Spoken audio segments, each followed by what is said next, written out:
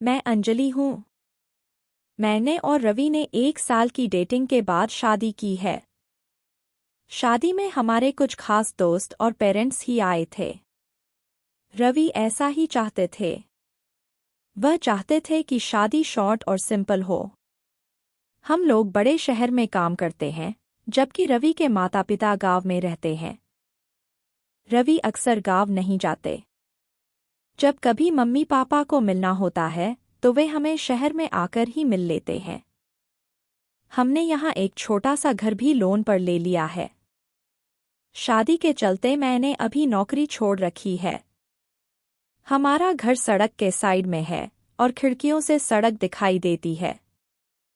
हमारे किचन की खिड़की से भी सड़क नजर आती है। रवि का ऑफिस का टाइम सुबह 9 बजे का है। सुबह मैं रवि के लिए खाना बनाती हूँ। मेरी नज़र खिड़की से बाहर गई और मैंने देखा कि सड़क के दूसरी तरफ एक युवती, उम्र लगभग 26 साल, हमारे घर की ओर देख रही थी। पहले दिन मैंने सोचा कि कोई बात नहीं, लेकिन जब वह लगातार 3 से 4 दिन तक आती रही, तो मैंने सोचा कि उससे जाकर बात करनी चाहिए। सुबह रवि सोए हुए थे और वह युवती फिर वही दूर खड़ी थी और हमारे घर की ओर देख रही थी। इस बार मैंने बाहर जाकर उससे पूछा, क्या परेशानी है? आप किसे ढूंढ रही हैं? वह घबराई हुई बोली, रवि यही रहता है। मैंने कहा, हाँ, आप कैसे जानती हैं? इतना सुनते ही वह घबराकर चली गई। मैंने पीछे से उसे आवाज दी, लेकिन उसने नहीं सुनी। मैं अपने घर में वापस गई। मेरे आने पर रवि उठ गए थे। उन्होंने पूछा, कहाँ गई थी? मैंने कहा कि एक लड़की है जो हमारे घर की ओर देखती रहती है। मैंने जब जाकर उससे पूछा तो उसने मेरा नाम भी जान लिया और किसी गोरी सुंदर लड़की के बारे में पूछा। रवि यह सुनकर भड़क गए। उन्होंने कहा, पागल हो क्या? कोई कुछ भी बोलेगा और तुम मान लोगी, लेकिन रवि के चेहरे का रंग जरूर उड़ा हुआ था। मेरे दिमाग में कई बातें चलने लगीं। रवि जब शाम को घर आए तो मैंने इस विषय में कोई बात नहीं की। अगले दिन सुबह उठी तो रवि पहले से उठ चुके थे। मैं किचन में गई तो देखा कि किचन की खिड़की लगी हुई थी और बड़ी मुश्किल से खुलती थी। मैंने कोशिश की, लेकिन ऊपर वाली कुंडी मुझसे नहीं खुली। आम तौर पर मैं नीचे की कुंडी से ही खिड़की लगाती थी, लेकिन आज ऊपर वाली कुंडी भी लगी थी।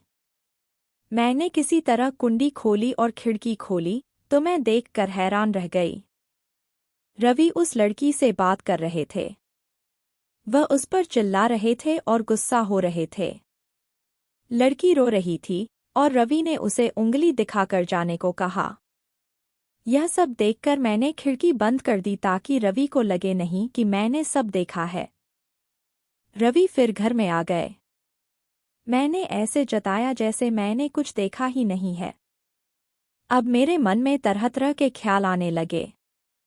रवि मुझसे क्या छिपा रहे हैं? क्या मैंने रवि से शादी करके कोई गलती की है? आखिर वह लड़की कौन है और रवि उस पर इतना गुस्सा क्यों हो रहे थे? रवि के जाने के बाद मैंने रवि के सारे दोस्तों को, जिनसे मैं भी जानती थी, फोन किया। लेकिन किसी को भी उस लड़की के बारे में नहीं पता था। मेरी समझ में नहीं आ रहा था कि क्या हो रहा है। रवि से पूछना चाहती थी, लेकिन मुझे पता था कि वह झूठ ही बोलेगा। इसके बाद मैंने उस लड़की को घर के आसपास नहीं देखा। यह सब सोचते सोचते मेरी तबीयत बिगड़ने लगी। रवि मुझसे कहता था, क्या हुआ? अपना ख्याल रखो, डॉक्टर के पास जाओ, लेकिन अब मुझे उसकी बातें बिल्कुल अच्छी नहीं लग रही थीं। एक दिन जब मेरी हालत ज्यादा खराब हुई तो मैंने ऑटो लेकर पास के बड़े अस्पताल गई। डॉक्टर से अपनी दवाई लेने के बाद मैं अस्पताल के पार्क में बैठी थी। अस्पताल में मुझे वही लड़की फिर दिखाई दी। उसे देखती ही जैसे मेरी बीमारी पता नहीं कहाँ भाग गई। मैं उसके पास तेजी से गई और उसका हाथ पकड़ लिया। मैंने कहा, तूने मेरी जिंदगी में उथल-पुथल मचा दी। बता, उस दिन रवि से क्या बात कर रही थी? तेरा मेरे पति से क्या रिश्ता है? उसने जो बताया उसे सुनकर मुझे लगा कि मेरा पति ऐसा है। उसने इतनी बड़ी बात मुझसे छिपाई। शाम को रवि जब घर आए तो मैंने उस लड़की को अपने घर में देखा। रवि भी उसके पास ही बैठा था। रवि ने उसकी तरफ देखकर कहा, अच्छा तो तुमने इसे सब बता दिया। मैंने मना किया था कि मेरी फैमिली से दूर रहने को। मैंने कहा, रवि शर्म करो। तुम इतने कठोर हो कि अपनी सगी बहन की मदद नहीं कर रहे हो। वह लड़की संध्या है, रवि की सगी बहन। उसने अपने पसंद के लड़के से शादी कर ली थी, इसलिए रवि और उसके परिवार ने उससे सारे रिश्ते तोड़ दिए थे। रवि ने कहा, मेरी कोई बहन नहीं है। मैंने कहा, इसका पति अस्पताल में है, उसे रुपयों की जरूरत है। बहन नहीं तो इंसानियत के नाते ही तुम्हें इसकी मदद करनी चाहिए थी। और अपनी पसंद की लड़की से शादी तो तुमने भी की है, फिर जो नियम इसके लिए हैं, तुम्हारे लिए क्यों नहीं है? मुझे पता होता तुम ऐसी सोच वाले हो तो मैं तुमसे कभी शादी नहीं करती। जिसको बहन आंसू नहीं पिघला सके, उस आदमी के सीने में दिल नहीं हो सकता।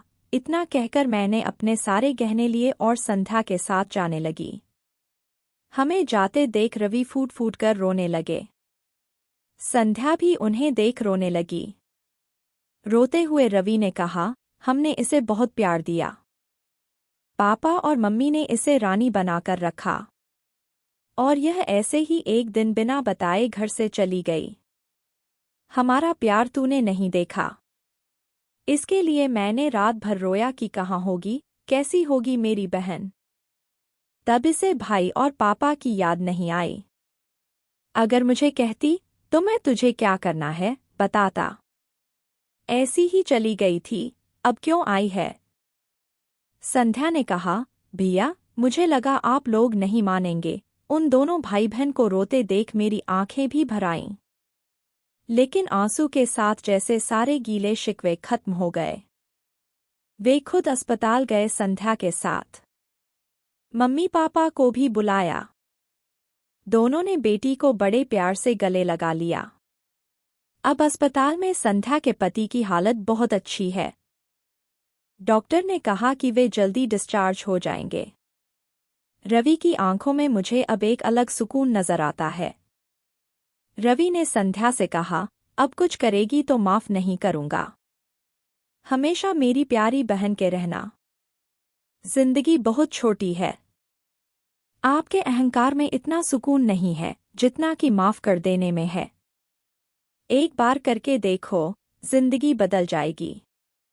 आपको यह कहानी कैसी लगी, हमें कमेंट करके जरूर बताएं। इसी तरह की अच्छी कहानियां आप यहां पर पढ़ सकते हैं। यहाँ उपस्थित शिक्षाप्रद कहानियाँ आपका मनोरंजन करने के साथ दिशा भी देंगी। तो बने रहिए हमारे साथ और हमारे प्रयास को सफल बनाइए।